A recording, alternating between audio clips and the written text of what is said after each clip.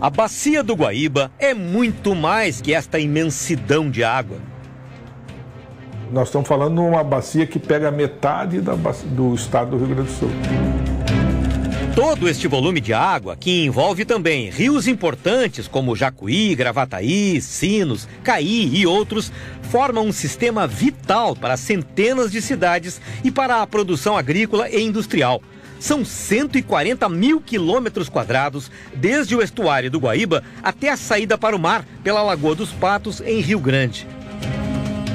A Bacia do Guaíba é uma fonte inestimável de vida, mas também pode esconder graves riscos para a população quando não se sabe lidar com o poder destas águas. Ainda mais em tempos de mudanças climáticas radicais, como as que a gente tem vivido nas últimas décadas e especialmente no ano passado. A tragédia das enchentes trouxe à tona uma discussão que andava submersa há muito tempo. A falta de capacidade do Guaíba para escoar volumes de chuva intensivos, inesperados e muito acima do normal, como os que provocaram a catástrofe de inundação em Porto Alegre e na região metropolitana. E há quem diga que pode piorar. Nossa modelagem nos diz que a próxima enchente vai ser pior dessa de 5,62 metros. Se houver uma chuva parecida com essa, nós teremos uma catástrofe maior, porque a lagoa está assoreada. Alarmismo ou prevenção? Ivan, engenheiro especializado em hidrologia, que presta consultorias para empresas e governos, alerta que as lições de maio não podem ser menosprezadas e que é preciso agir com urgência. O estuário, do jeito que ele está assoreado, a outra enchente terá de 7 a 8 metros. E a próxima? O assoreamento significa que o leito dos rios vai ficando cada vez mais raso à medida em que a areia do fundo vai se acumulando com o passar do tempo. Décadas se passaram sem que fosse feito o que hoje muitos reclamam: a dragagem do Guaíba. Sucessivos governos foram sucateando a estrutura oficial que existia para fazer esse trabalho. E hoje a fatura chegou, e chegou bem salgada. Chegamos nesse momento, veio a enchente, as cheias pioraram muito a nossa situação. E até se discutiu, se tivesse feito a dragagem, aliviaria os danos da enchente. Eu afirmei desde o início que aliviaria. Willem Mantelli é veterano na discussão do sistema hídrico gaúcho. Liderança no setor de navegação, diz que os alertas vêm sendo ignorados há muito tempo. A gente vinha batalhando. O ano passado, até antes daquela enchente, tinham várias reuniões, mas o Estado criou uma grande empresa, a Ports RS, né? Que nós lamentamos que não teve assim, uma participação da sociedade, setor empresarial, porque criaram uma empresa que vai levar o quê mais? 20, 30 anos de licença ou mais. Correndo atrás do prejuízo, a Portos RS anunciou um ambicioso plano de melhoria nas hidrovias gaúchas, incluindo as dragagens, orçadas em 731 milhões de reais. Mas antes, precisou começar uma dragagem emergencial no canal de Itapuã, que faz a ligação com a Lagoa dos Patos e o Porto de Rio Grande. Por causa do assoreamento, 5 navios ficaram encalhados ali no final de novembro.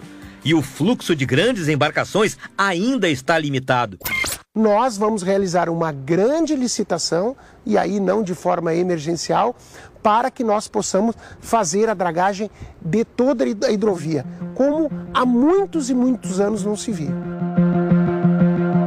Uma das tantas explicações para o acúmulo de água no Guaíba que levou às enchentes de maio está no fato de que a Lagoa dos Patos não conseguiu escoar toda essa água na velocidade necessária. A saída da lagoa para o mar, em Rio Grande, é estreitada pelos molhes, construídos no início do século XX para facilitar a entrada e saída de navios no canal do Porto. Na última enchente, acabou funcionando como um gigantesco funil, que com a ajuda do vento contrário, represou o volume de água que deveria sair para o mar e acabou concentrado na região metropolitana e na capital. Por que é que nós temos enchente extrema? Temos enchente extrema porque a água não consegue sair do estuário na velocidade e na quantidade adequada. No rastro da tragédia do ano passado, muitas outras ideias têm sido sugeridas por especialistas para fazer com que o Guaíba e a Lagoa dos Patos possam escoar a água de chuvas excessivas e, assim, evitar o acúmulo que leva a grandes enchentes. Uma dessas ideias seria a abertura de um canal chamado de Calha Extravasora entre a Lagoa dos Patos e o mar, na região de Bojuru, no litoral sul do estado.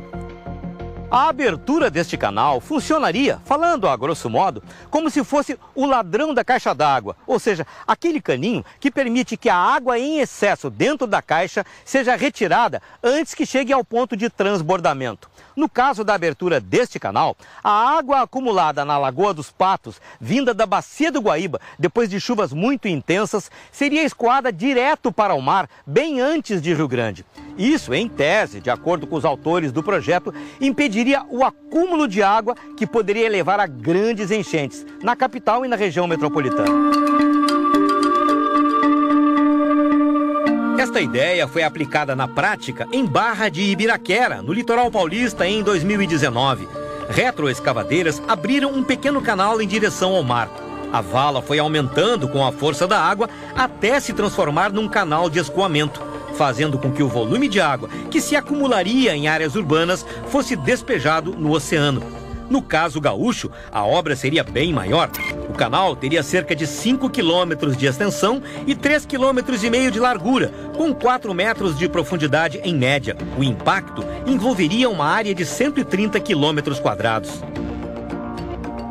Mas como uma situação é de emergência, com 4 milhões de pessoas desabrigadas, centenas de mortos e um prejuízo econômico incrível, qual é a influência de tu ter 130 quilômetros quadrados abertos na areia?